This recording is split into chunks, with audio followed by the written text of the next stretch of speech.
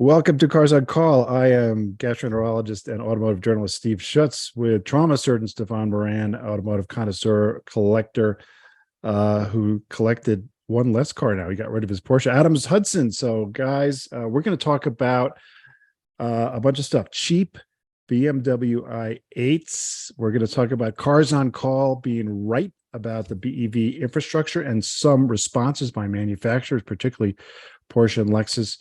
Adams has a cool car spotting and a new segment called This or That. So trauma surgeon Stefan Moran, you are at the lake. Happy 4th of July to everybody. We had a big day. I had 20 people in my house last night that all slept, ate, and we fed, and we may have imbibed. Yeah. Did you have to bring out the emergency suture kit for anyone? Yeah. No, I did get the staples out of the back of my head from my foiling accident a couple weeks ago. That was good. But no, we had no injuries other than some damaged hepatocyte liver cells, perhaps. But there were some hangovers that required some espresso this morning. But no, we had a great time. Weather's been kind of iffy, but interesting week. 4th of July is on Tuesday, so it's kind of like people are straddling the weekend, so it's not crazy, but we got people up wake surfing and skiing and just had a wonderful time. And now we're still finishing off for the next couple of days with just close-knit family. So well, I hope that what holidays are about. Yeah, I hope all the people there remember what you talked about a couple episodes ago about boat safety. You guys, don't just be safe in cars. No, it's a scary weekend for boating safety. So hopefully everybody, if you're out in the water, just be safe. Yeah. Hey, I'm going to get right into this because this really, I think, shocked me. I'm going to say the word shock. On Cars and Bids, there, guys, it was a 2015 BMW i8. That went for $50,000. That's $30,000 less than the same site, Cars and Bids, sold a new Toyota GR Corolla. $30,000 cheaper than a GR Corolla, Adams. What the F? Shock is the word. I mean, I don't understand it. And the thing about the Corolla, folks, anytime you see an auction, 80 grand may make your eyes bug out of your head, but there was an underbidder just under that. Somebody pushed that bid up there, and so at least more than one person thought it was worth that. I cannot believe it. Absolutely. And when you look at an i8, we'll cover that a little bit more in the episode, but it on paper is a fantastic vehicle. And to compare those two, whether they're incomparable. That was one of our dark horses too. Yeah. Oh, exactly. Indeed. Yep. It was. There was another one that also went on Cars and Bids like a week later. And I thought, all right, this is a nicer car. It's newer. I think it was in 2016. And I thought it's going to go for way more. It did. It went for $57,000. And I believe that is about a 50% off sticker, something in that way. When you start looking at cars that are interesting cars that have a collectible slant, that have limited production, that have sort of niche appeal, and are performance cars, when they get to 50% of their value, that if you're like a speculator, that's when you buy them. And that i8 too, the more I look at it, it's like, I don't know, guys, I see some Ford GT in there. I see harken back to the early days of motor racing, that really cool kind of body style. And I see that whole Ford GT Mura, that whole design philosophy in that car with a modern, very future take on it. And I really love that car. And I think those are great buys. And I think that our time is going to show us that was truly a dark horse and a great investment. That's high praise, throwing the Mura word in there. Wow. I mean, I just got to be proud. I see a lot of design heritage in that i8, but taken to a new concept. But there are visual clues, proportions that to me make it incredibly appealing. You can't violate certain design. There's certain car design features that just hold the test of time. And the i8 is a very modern interpretation of that, but it's got some of those just little clues and pieces that make it look right and make you think of something else different, that and I like that. Yeah. It's a car that gets noticed. Every time I see one, I notice. And I guarantee you, when you drive down the street, people are going to be looking at you. It's going to be a darling of any cars and coffee. It's just a very cool futuristic car. And the idea that it's so cheap, it blows my mind. I almost want to buy one. I don't have room in my garage for one, but it would be cool. Adams, you just sold your Porsche Turbo. You want to get one? I've actually looked at them, and I know we're spending a little bit of time on this car because it will be coming up later into this or that. But I mean, I actually have looked at them. It's a 350 horse, give or take, car with an unusual hybrid design. It's composite underpinnings. It's got all kind of exotica. It's probably the highest performing $50,000 car out there. I mean, save for a few American cars. I'm not throwing every. And there's nothing cooler than $50,000 than that car. Yeah. Doesn't exist. Whoever bought the car is just going to take it home and say, listen, I'm going to just sit on this. I'm going to collect it and wait until I can finally afford a Corolla. Hey, speaking of dark horses and cars, Tommy Kitzmiller was here, one of Caitlin's friends in front of mine, and he is a car collection, and he's got a bunch of cars, and he manages a car collection for Elton B. Stevens as well. But he is searching one of our dark horses, a Saab 900 Turbo. He has got the hots bad for one. I'm like, dude, that car, we have talked about that car. It's our dark horse pick. Once again, he's like, I've got to have one. He found a black with the tan interior stick turbo. I love that car. I love that car too. And if I remember, there was something called an SPG package that was in Edwardian gray, and it had the tri-spoke or whatever they called them wheels, the goofy looking Saab only type of wheels, that had 3 spokes. Yes. And what a wonderful looking and very fresh looking car. It doesn't look like anything else out there. And they're running about 38 to 42 right now, which is still a good one. For a good one. Right? For a very nice one. Yep. Yeah. All right. Well, we'll get to that. We'll get to all kinds of stuff later, because this or that is a new segment that I'm totally psyched about. Before we get to that, or I guess before we get to this or that, let me just say that we have been talking, and I'm going to give the credit here to Gino Effler, one of our guests who is in charge of PR at JD Power. And he made the point that there is a real problem with infrastructure for electric vehicles. The charging infrastructure out in the wild is bad. He said 20% of chargers at any time are not working. Finding one that's working where no one's on it is difficult. And as more and more electric cars go out there, the infrastructure is becoming more of a problem. And manufacturers are starting to respond. Stefan, you made a really good point. We were talking about how, because of software problems, Porsche is delaying the electrification of their fleet. The Macan in particular was supposed to come out, I think, last year. Now it's been delayed till 2025 or 2026. Well, now at a dealer meeting, according to Automotive News, Porsche is saying we're going to push that back, and we are not so fast on all electric Macan. In other words, they were going to replace the internal combustion engine with an all-electric one. That was it. You couldn't get a gas Macan. That has now been pushed back indefinitely. And they're saying because of the infrastructure, we're going to keep making the internal combustion engine Macan. Stefan, say what you said last time. It was right on. I mean, they're ecstatic about this. I mean, this was a gift for Porsche. They didn't want to roll this car out. This was being mandated by governments and what's her name? Everybody wanted to lower the Greta Thunberg. Greta Thunberg.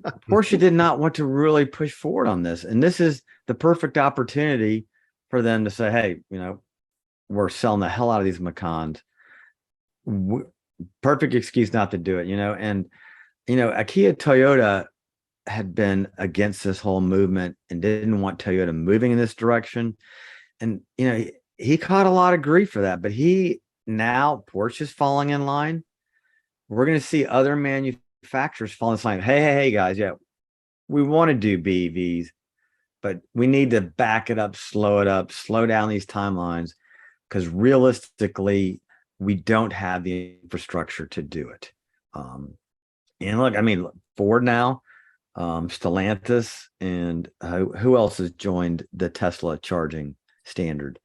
GM joined. So, and Rivian. And Rivian, because think about it, the other companies that are out there trying to do this to make money are not being successful, which is kind of crazy in America, the land of entrepreneurs and new companies, that they can't get it right. But I think it's a wonder. I know Porsche was so happy about this. All the management team was like, yes, this is the Hail Mary that we needed. There was another thing that we mentioned a few episodes back, talking about the non-standardization of the charging systems. I mean, you just can't have everybody having their own little brand of shampoo, and that's all you can use. I mean, so the uniformity of that had to come, but that's really just a baby step. When is the government going to just back the heck off and wise up to this? Now, I love it that the government's in with crash standards. I think to a degree, CAFE standards were a good idea, give or take, that could be debated. Safety, all these wonderful things that the government does, lighting standards, but telling the world basically that you're going to have to start plugging in or die a slow death because, we can't sustain Dino fuel. That's just baloney, because we cannot sustain BEVs. We cannot build and support as many as the government says we're supposed to. We just can't. Right. The world can't. Yeah, it's totally true. By the way, there's still a little bit of, obviously the sales are going up. The Model Y is a big seller, but there's still a little bit of the dogs aren't eating the dog food. We mentioned last week about how there's 5 unsold F-150 Lightnings at my local dealership. I went to my Mercedes dealership, and there were 6 EQ models. There was 1 sedan, 3 EQS SUVs, and 2 EQE SUVs. And they're selling about as fast as a Cadillac Lyric. I mean, that Mercedes Benz, those EQs are just, like George Cocker said, they just completely missed the mark with those cars. Yeah, well, there's something else that I want to talk about that's related, and that is something called Lexus Reserve. And Lexus Reserve is very interesting. What they're saying is, if you buy an all-electric BEV Lexus, and the only one I think that's coming out soon is the R or RX, whatever that's called. I think they're calling it the RZ, but it doesn't matter. It's the RX Lexus BEV version, and they're saying, okay, we're going to give it Lexus Reserve. We're going to call it Lexus Reserve, and for customers who buy a all-electric RX Lexus, you get 30 days use of an internal combustion engine Lexus every year for 3 years. Adams, you had a good take on that. It's interesting, right? I mean, this is a new idea. It is, and it's funny that the thing that was supposed to be so outdated and old tech, it's gone from the thing to push to the back lot. It's now the bonus. Yes. It's now like the great benefit. Oh, I get to use that. And of course, what this is about, I would presume what it's about somewhere in the boardroom when they were talking about it, is nobody wants to go on vacation in the EV. They're scared to death to go more than 200 or 300 or whatever the range is. So give them a combustion engine and let them travel in peace and security. We had a guest this weekend, and he's got a Tesla, and he drove it here to the lake. And he was telling me the story how he had gone to Tuscaloosa with his EV to football games, and his mother got sick. And then he had to drive up to Florence, which is in North Alabama. He had to turn off the radio, turn off the AC, because there are 0 chargers in that whole western half of the state. And he said he was so anxious, and it almost completely ruined his experience. But life happens. Okay, this is life happens. So I think this is Lexus's answer that, like we've always said on this show, a BEV is a luxury item that you've got a 2 or 3 car garage. And here what Lexus is saying is, yep, you can buy your BEV, but you want to go to the vacation at the beach, come in and get your RX, or come in. I don't know what cars are going to let you use, probably ES or an RX. But so what Lexus is doing is they are averting your anxiety for range in an EV. And you're like, screw it, I ain't taking it to the beach. I don't want to deal with it. I'm going to go get my Lexus for 3 days.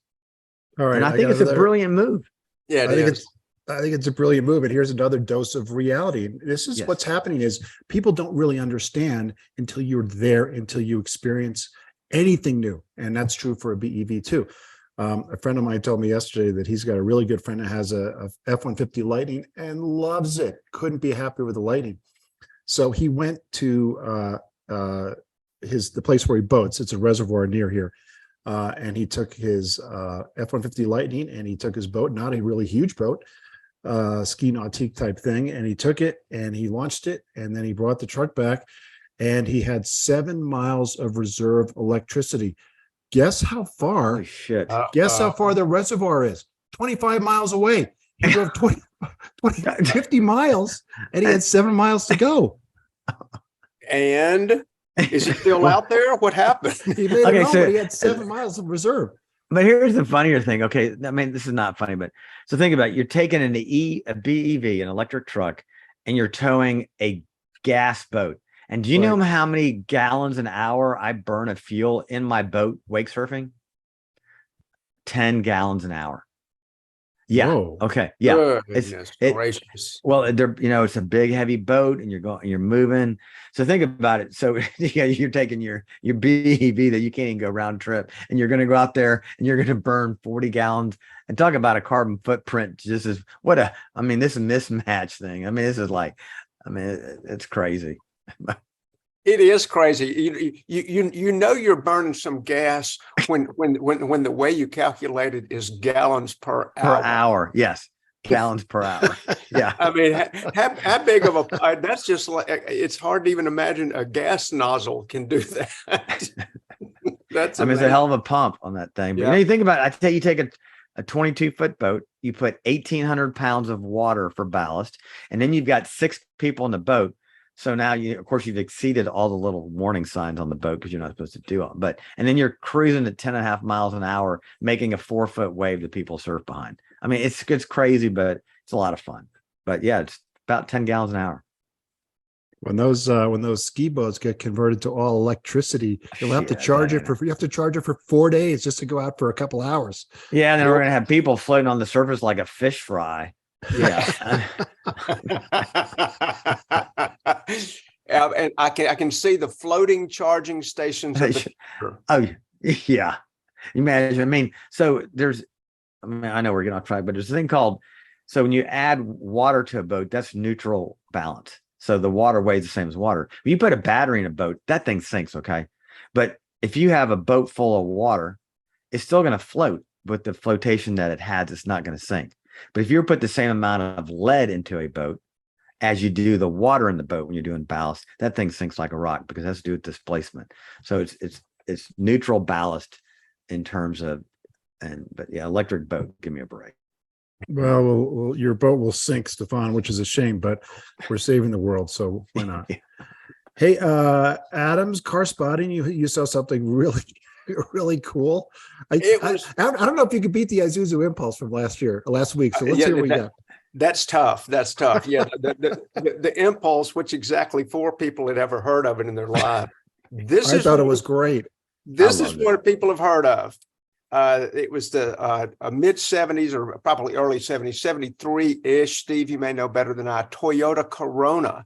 And the super cool thing about it to me is that it was well used. It was kind of banged up and dingy. And since this is just how warped collectors are, when I saw it, I was thinking that paint would buff out. You know, it may be. Does this thing come with a lime wedge?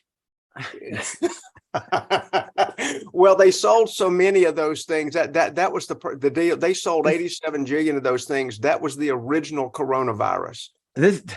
I just looked at this. This thing is so forgettable. I have no recollection of this car. I do recall because I don't recall it at all. When I was a kid, you saw relatively few Corollas and you saw tons of Coronas. It was maybe I thought it was the same name car. You know, I'm looking at the pictures now, so I do recognize the car, but I always thought it was just a bigger Corolla. It kind of is. It was the upscale Corona. Yeah. Okay. Corolla. Excuse me. Yeah. I remember Adams. You can give me your memory, but I remember the Corolla was like absolutely microscopic. It was so small, and I thought the Corona was a decent size. And now when I look at the pictures, It looks tiny. I thought it was relatively big back then. I think the reason there's no more is that was the era when they had bad Japanese steel, so they all rusted out. Yes, Absolutely. Yeah. Yeah. That was one of the World War II agreements that they lost on, is they got crap steel, but they did pretty good things with it. And, that is a car that probably after several dozen batteries and a few hundred brake pads and several dozen belts and hoses, that car probably has a few original components on it. I'll bet the gauges all work. Maybe that motor's been built, maybe not. It's just unbelievable. And that was the thing, that car did everything it was designed to do. And Steph, you're right. It was not attractive. They did not know what they wanted to be stylistically. They couldn't make up their mind. It's like they borrowed from everybody, very derivative, but it did what it was supposed to do. And it kind of launched the industry. That was an early Japanese car on the curve. Yep, very cool. Yeah, what I would say is that car and the Corolla came along and they gave Americans a taste of what quality automotive was. And back then, an American car, you've mentioned this before, Adams, if it went 100,000 miles, that was great. And you were always going to the shop, things were always breaking. And all of a sudden, these quote unquote tinny, cheap Japanese cars went forever and they didn't break down. And all of a sudden they started selling them because they didn't break down. So easy to live with. And that was something that people were, we had sort of become acclimated to whatever they used to call planned obsolescence, that, 15 minutes after the warranty was up, something fell off your GM car. And that was, yay, great to sell new cars and great to sell service or service contracts. But the Toyotas, the Datsuns back in the era, and the Hondas, et cetera, they didn't have any of that foolishness. They just wanted the car to run. Yep. I remember they were tinny, but the switchgear felt really good in those cars. The bodies were tinny, but the switchgear felt great. They were very comfortable and they rode well. And like you said, they lasted forever. I remember my Honda that I bought in '79. I had no qualms about driving that car 100,000 miles. I did nothing ever but change oil. Whereas all the Jeep before that and my dad's American cars, it was like you had to sell them before they hit 40K. Yeah. And now people are paying big dollars for a Tacoma with 150, 180,000 miles because they know it's going to go another 100,000 with nothing. They don't even think about it. That's right. No. It's just number on the dash. Doesn't even mean anything. Yeah, the Corona and the Corolla, it was really the Corona first, was the first one that just opened everybody's eyes. So cool. Good car spotting. Now we're going to talk this or that. And Adams introduced the subject because it was your idea. And I thought as soon as you said it, I'm like, I want to get into that. Well, I think what a lot of car guys do, certainly what we do, and a lot of the folks that may be listening, car guys and girls, you get around and you go, man, I saw a such and such for sale for pick a price. And somebody goes, oh, for that money, I'd rather have and that's kind of what this is the basis of it. So we're going to take. So this is like the hot blonde or the brunette at the fraternity party. Pretty much. We're back to that. Yeah, that's right. Let's put it in the terms we can all relate to.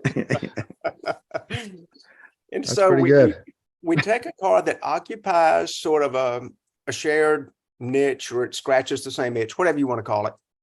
But then in the same price range, we say, which one would you pick? And you could pick it because you think it's a future collectible with greater appreciation value. You think it's easier to live with, like some of the cars we talked about earlier. You could say it's because you always wanted one. You could say because it's a better car because. It's any of those parameters, and that's what this or that is about. I like it a lot because, we do this all the time.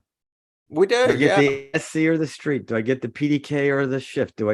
Is this or that? And it's like, when you come to a car purchase and you're looking at a used car, it's like, it's got everything. It's got all the this that you want, but it's got that one thing that you're not sure that you really want the car. So I like this or that I love it. Great idea, Adams. And this is going to be a ton of fun. And I think for our listeners, it's going to be great because I want your brains, listeners, are going to be clicking like ours. You're going to be going this or that. So this is a participation event. It's our interactive component here. Cars on Call. Yeah, send in your answers. So start with 30,000. I liked all of your choices, but the $30,000 may be my favorites, Adams. Oh, it's reachable. I mean, 30,000 for somebody who is going to get a third vehicle. So yeah, you're right. This is like an entry. This is something we can all is within a reach for a lot of people at some stage of life. You're getting that third vehicle that you're at, you've got his car, her car, and now you're going to get that little fun car you've always kind of wanted. So this is kind of the sweet spot from an expenditure standpoint. There's a lot out there for 30K. There is, and it's not going to, it's not going to kill anybody's bank account. Not really. I mean, I'm not saying that it's just, money laying around in a drawer, but it's a very approachable price range. You wouldn't feel terribly indulgent for doing it. And the cars that we're going to pick between typically, I mean, how much lower can they go? So, Steve, do you want me to introduce the choices, or do you want to do that? No, you do it. And I'm looking at all these numbers, and I'm thinking, life is about choices. And for us, we're choosing between two cars, but ultimately, we also have to sell this to our spouse and say, no, let's not get a new kitchen. And let's not do a new bathroom. Let's get a car. If you get the new kitchen, you can't sell the new kitchen. But if you get the car and it doesn't go over well, or you run out of garage space, you can sell that. So there's one defense. All right. Well, in the 30 grand range, this was actually kind of fun because, again, it's money that people can spend relatively easily. I chose between the 2008, it doesn't have to be an 08, it could be an 06 to 08 Honda S2000. In other words, the AP2 version, the slightly more refined version, or the slightly more refined 2001 and newer BMW M Roadster. And I don't know if we want to go into comparisons of horsepower, or you just take those two cars. They're both about 30 grand, give or take. What do you pick? Steph, jump on it. So, I always look at the BMW M Roadster as I don't know, it's kind of like a poser BMW to me. I know it's had a big engine and it had some horsepower and it's decent, but and then you get the S2000, which is kind of like, it looks great. Adams, I see it behind you. You get tired of whining that motor out all the time. And everybody, I can't believe you sold your Porsche before that, your S2000, because everybody that I know that bought the S2000 flipped that car because they just got tired of trying to keep that car in the RPM range to make it fun to drive. It's a great car. Yeah, I know. Well, no, with your car history, it's going to be going fast. I always felt like, you need kind of a bouffant hairdo if you're driving the BMW M Roadster. To me, it's kind of like what? It's like you need a bouffant hairdo. It's kind of like the Corvette the secretary's driving, but this is like the HR person is driving the M Roadster to me. So I would have to go with the S2000. Wow. Okay. Interesting. And an interesting line of logic to get there. I didn't see that coming. I didn't either. Well, that's the whole idea, is that my brain does not work like the normal individual. It just pings from abstract thought to abstract thought, and somewhere I try to pull something that sounds halfway intelligent out of that mess of thought. I've driven both, and for me, it's an absolute no-brainer. I guess I got to grow my hair, but I'm going Z4. I'm sorry, the M Roadster. Yeah, and I agree with you, Steve. Dude, I would rather drive the M Roadster all day long, but I'd rather be seen in an S2000 than an M Roadster. I'd rather be seen in the M Roadster. But here's my thinking. But I love this choice because both are good cars. Both are good drivers' cars. The M Roadster, of course, based on the Z3. I think a Z3 is like a hairdresser or secretary car, but not the M Roadster, because that's definitely, it's a 4-cylinder in the Z3 and a 6-cylinder in the M Roadster. It's an inline 6, naturally aspirated. I love BMW. I love the inline 6. I love it naturally aspirated, manual transmission. That's what I want. Absolutely love it. Again, I think the Honda S2000 is a very good car, but having driven it, I only drove it for a week, but a week was enough to realize, crap, to really get this thing to move, you're always way up, over 5,000, over 6,000 RPMs. And that really isn't fun if you're just going to the store. Okay, Mr. BMW, what's the code for the M4? Is that like a E302? or what's the, BMW guys always have to talk about a number code for a car. So I what's don't the know what M? it is. I don't know. Oh, It come hasn't- on. Don't, I don't how can you know. not know that? The motor code would be the S54, but I don't know what is the car code. I don't know. I don't know. I guess we'll find out. I'm Googling it. That would be the G82. Of course, it's the G82. It's a There was- G82. There Yeah. was no, G82 is no, G82 is the new M4 Oh, that's Roadster. the second generation. Yeah, that's the right? Toyota. That's the 2020, Toyota yes. sibling. Yeah. Yeah. So it's the G82 is the new M4 convertible. No, here's what I think. I would get it in the blue, and I forgot what color blue it is, but there was a certain like purplish blue that it came with. I get that. I don't think it's not Long Beach, it's not Laguna Seca, it's a different blue. And I would get that. Interlagos. That's it. Yeah. Yeah. That's yeah. a cool blue. Good Oh, pick. yeah. So that's And what that's- color Okay. interior? Oddly, I've got this choice. I've had actually both of those cars, and the Honda offers a whole lot of car for the money. And I think the thing that people like about the Honda is very approachable. It's easily serviced. It's got that really fantastically designed little 4-cylinder that'll wind to the moon up front. It's kind of a front mid-engine car. It handles great. It's a car that's relatively comfortable. Of course, when you shift into second or fourth or sixth, you are bumping your elbow into the trunk wall. I mean, it's right there on top of you. But it's not going to break. It's a car you can have for a long time. And I think they have caught on more with collectors than the M Roadster has. The M Roadster is sort of languishing in the shadow of its way more expensive and more desirable M Coupe, what is colloquially known as the clown shoe. And I think the price disparity between those two is not sustainable. It's way too big of a gap. Therefore, you may not have predicted it, but I'm going with the M Roadster with that S54 motor, 333 horsepower, best 6-cylinder motor ever designed. I mean, BMW may as well just get the patent and say they invented the inline six. I don't care who preceded them, they perfected it. And make mine in pine green, which is a weird sort of milk of magnesia, sort of non-metallic. Whoa. It's awesome. Pine green. Look it up. With the hard top. I mean, it's got the 4 tailpipes. It's got those crazy star 17-inch wheels. I just think, I think it's horribly undervalued.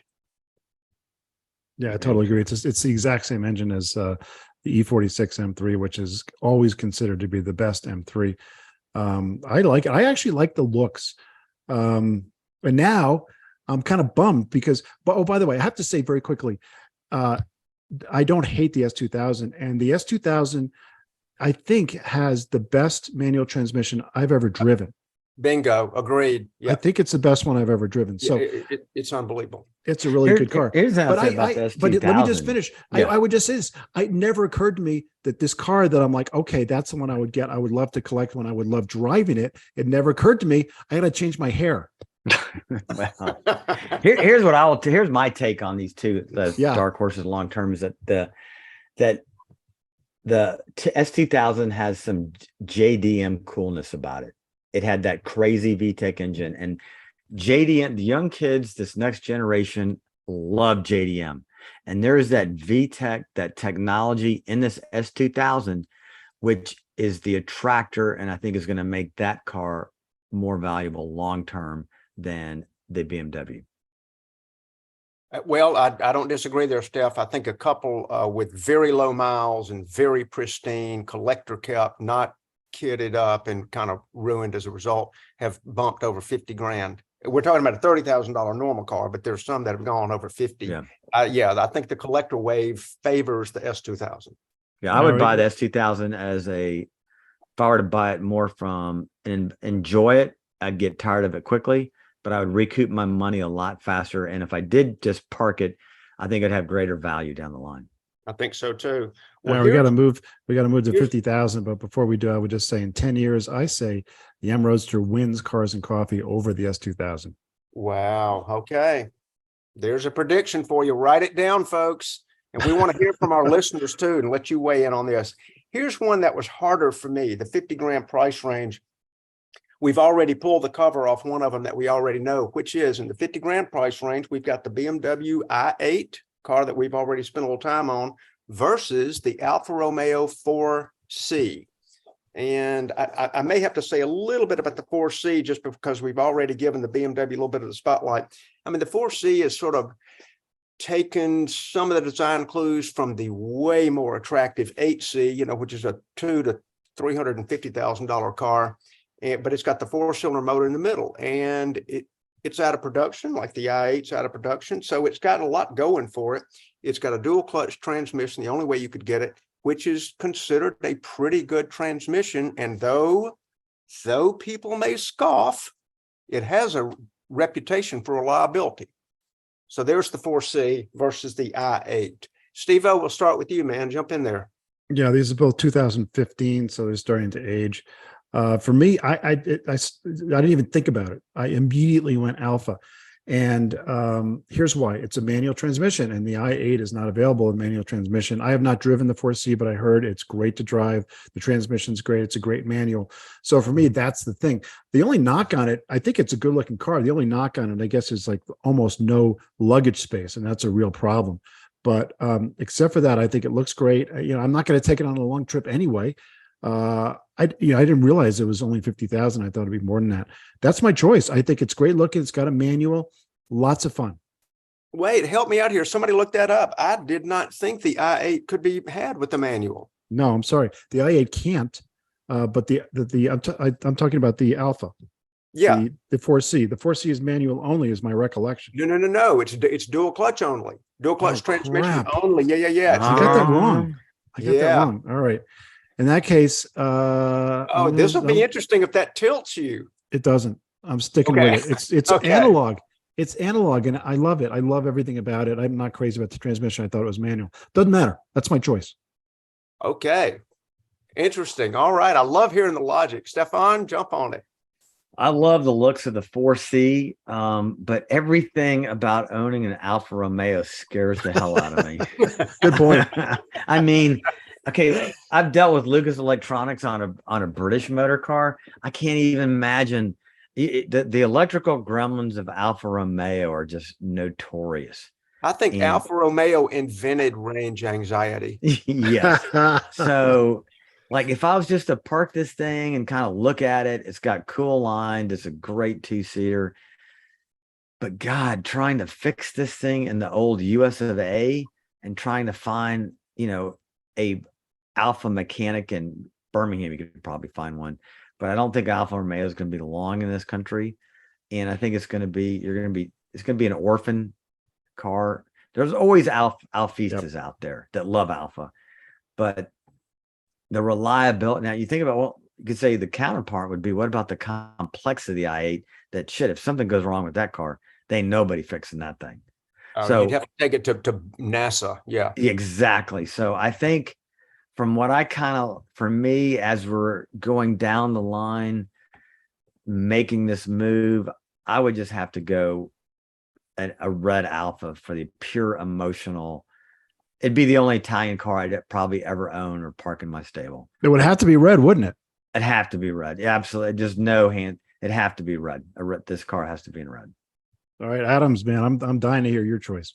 That is so interesting. Okay, well, I have tried, when I look at both these cars, or I've been around them, I have really tried to get either of them to stir my soul, and I just can't quite get there. The BMW, like we've talked about, it's got so many, I don't know, like conflicting things. It's sort of almost a supercar, with 350 plus horse, but it's got It doesn't know what it is.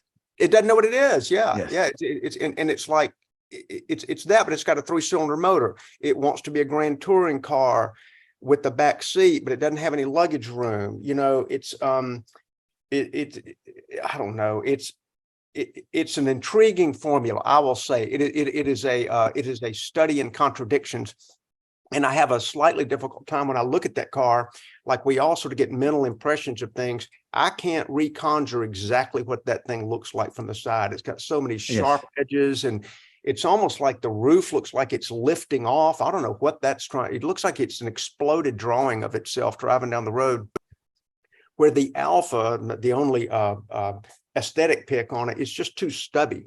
if they could just cut the middle, cut it in half, add about 6 inches to give you a little luggage shelf behind those way too thin seats, it would be way more attractive. However, aside from that, because it cannot be fixed, I went and shockingly picked the BMW. Whoa. Yep, I would rip out the back seats, turn that into a luggage shelf, and at least have a little room to put something. And I just think, the crazy, whatever they call the dihedral doors, I think it's a car that in the future we're going to go, you could buy that for how much? They were 50 grand. I don't know. And I would get mine in white. I don't want all the black accents, looks like the Orca package, whatever they were trying to make that thing look like. Ooh, we're all black. That's kind of tough. Nice of you. No, here's the BMW i8. You were talking color, so listeners, if you're not watching on YouTube, I just pulled a picture of a i8 in all black. That is cool. That was a good one to pick, Steph, because it brings that car together. The white, yes, exactly. Blue, yes, and the red with the silver. It's just like, what is that car doing? Is that two different cars? But I would pick the one color car. That's pretty tough. Yeah, isn't that cool? That looks better. Blue seems to be the most popular color, and white. There's a white one. I don't like it because, just like you said, Adams, it looks just weird. Kind of Orca, kind of. There it is, right there. Kind of stormtrooper. Yes. It needs to have a fin coming up out of the roof. That's good. I will say this. I guess we got to move on to the next price point, but I will say this. I have never heard a better description of the i8 than what Stefan just said, which is it doesn't know what it is. That's it. Yeah. Has huge personality conflict. It just, it's trying to find its spot. Well, kind of schizophrenic. Yeah, exactly. I do like it in a way, though. Well, here's two cars in our next price category at 80 grand that definitely know what the heck they are. And this would be the Dodge Viper Coupe or the Audi R8 V8 manual. The V10 was priced a little beyond this in a manual, and I think we are all big manual fans. So the Dodge Viper, which of course would never succumb to an automatic, no way, no how. But this is Gen 2, I think, right? The 05-ish versus the 2010. Yeah. And you actually could pick the second series of the first version, but the Gen 2 Viper, either one. Yeah, you could, those two. Okay, so what does our Cobra guy think? Yeah, there you go. So here's it's I've had a 427 SC Cobra, side pipes, the noise, and it's like that hot blonde I keep referring to. It's great for a one night stand, but I just don't want to live with it on a daily basis. I love the Dodge Viper. Every time I see one, I'm like, I just love that car, but I don't want to own one. I love the Audi R8. I love driving that car. It's a usable car. It's a fantastic, it can be a daily driver, a GT cruiser. It can be a track car, and it looks awesome. So for me, the Viper would be a showpiece. You park, people come ooh and ah, and you pop the hood, but you don't drive it because it's just a pain in the ass to drive, like a 427 SC Cobra. So I would go with the Audi. But I love the Viper from the day it came out. That raucous V10 in there. It's just raw. It's analog. It's a bitchin' car, but don't want to live with it. Just don't want to live with it. Yeah, I would say for me, I instantly chose the Viper, and the Viper is forget about analog. The Viper is nasty, in your face, and dangerous, and it's just nasty. It comes at you. It's spitting tobacco juice and reeks of alcohol. It is nasty, but that's my choice. Oh, I like that image, and you can just sort of see the brown drool coming out of its grill. The grill. Yep. Yeah. I mean, that's a car that like when you turn your back, it just eats a Prius. Just eats it. Doesn't even care. Well, those are interesting cars to even think about side by side. But if you got 80 grand on you and you get the choice, man, it's funny. You guys about swayed me. I had actually written my votes down, my choices down, and the Audi is unquestionably better engineered. It's better screwed together with better materials and more engineers peering over it, making sure everything is just right. Where the Viper was like, go America, big engine, make it go fast. And if it doesn't handle, make the tires wider. I've owned both these cars too.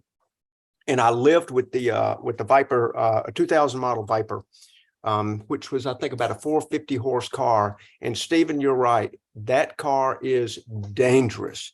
It is like driving Thor's hammer around. It's tail happy. You can bring the rear end out whenever you want. The tires are so wide, it tracks on the interstate. If you guys know what I'm talking about, like it'll find a groove and it'll sort of settle in that groove and it'll find another groove. And it's just, it's amazing that people drove those at Le Mans at 200 miles an hour. And that car was incredibly good in competition, as was the Audi. But I would say my heart picks the Viper and my head picks the Audi. And here we are on the eve of the 4th of July. Go red, white, and blue. I gotta pick the Viper. You guys have convinced me. You're right. I mean, thinking about it, we talk about dark horses. In 20 years from now, no one's going to care about the R8, but a Dodge Viper is going to be that rawness of American spirit V8, just in your face, like Steven says, nasty. So yeah, you're right. I would switch. I wouldn't drive the car that often because it would truly frighten me, and it's not comfortable. Kind of like my Cobra in a different way, but you're right. That is the pick. And if I had them side by side, I would probably. The question is, what color would I get the Viper in? But I got mine picked. What's that? Dark blue, no stripes. Oh yeah, I think that. Yeah, that's. I think you could convince me of that. Yeah. You know, and I just thought about this, and correct me if this is wrong, but they do share a little strand of DNA between the two cars, because Chrysler owned Lamborghini at the time, from whom they got the V10 head design, because Chrysler couldn't build that V10 head. They let Lamborghini finish the design on the V10 head. Lo and behold, Audi buys Lamborghini and puts the V10 into the R8 Gallardo.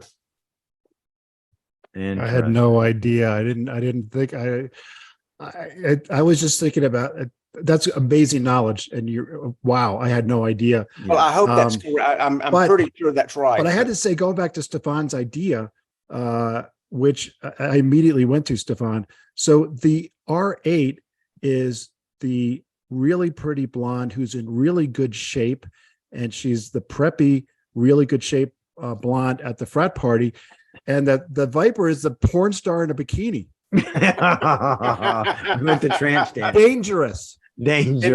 Yes. And the girl who is the Audi is smarter than you are, and she's not falling for your lines. She too good for you. Yeah, the Viper girl is. Anyway, that's a great choice. I love that whole conversation. This or that. That's fabulous. Great idea, Adams. And we always think this way. And life is always about choices, but these are realistic choices that those of us that are on Bring a Trailer every day, Cars and Bids every day, used to look at Hemmings, and we're looking at our cars in our garage, and you swap them all the time. This is like, yeah, it's this or that. Hey, I gotta, before we wrap up, because we're almost out of time. Yeah. Wait, are you going to your friend's pick? Yeah. Okay, well, let me insert a mildly promotional message here. Folks who are listening or watching, please put in your thises or that's, because I'm actually in the hunt. As you can see, we have this in the background, and I don't want that. You've already decided. I got rid of the turbo. This will probably go away. I hadn't fully decided, but I am currently doing a this or that all the time to try to find, since I don't have a big garage, I've got to pick and be limited in my choice. So I'm doing a this or that all the time, looking at a car in a different different parameters for me, but weigh in on your own thises and that's, because we would love to hear it. And then Steve, you have one, an actual one. Yeah, I got this is a gastroenterologist friend of mine, and he texted me, this is last week, maybe the week before. And this was a real life this or that. He said, Steve, 2020 BMW Z4 M40i or 2018 Porsche Boxster S. The difference was the price. So the 2020 BMW Z4 inline six, and now it's a turbo, of course, $50,000, and the 2018 Boxster S was $80,000. Mileage was about Good Lord, the same. that's Corolla GR money. God. Yeah. So guys, both of these are automatics. One was PDK, one was the BMW automatic. But 2020 Z4 M40i for 50,000, or 2018 Boxster S for 80,000. Adams, what's your choice? You know, of course, I'm a Porsche fan through and through. However, I've also got a little cheapskate in me somewhere. I just can't rationalize 80 grand on a Boxster. Sorry. There. You mean a Cockster? Yeah. Yeah, I guess that is what I meant. You know, I see a cottage industry and you making that as the rear insignia, the Cockster. But you know, I would have to pick the BMW, and I would like the BMW more. And Stephen, you may know, I don't know, you're the BMW expert. Is it only a roadster, or did they quit making that good looking coupe? Is it only a roadster? Roadster. Okay. Yeah, 2020 it was only a roadster. I'll give you my answer after we hear from Stefan.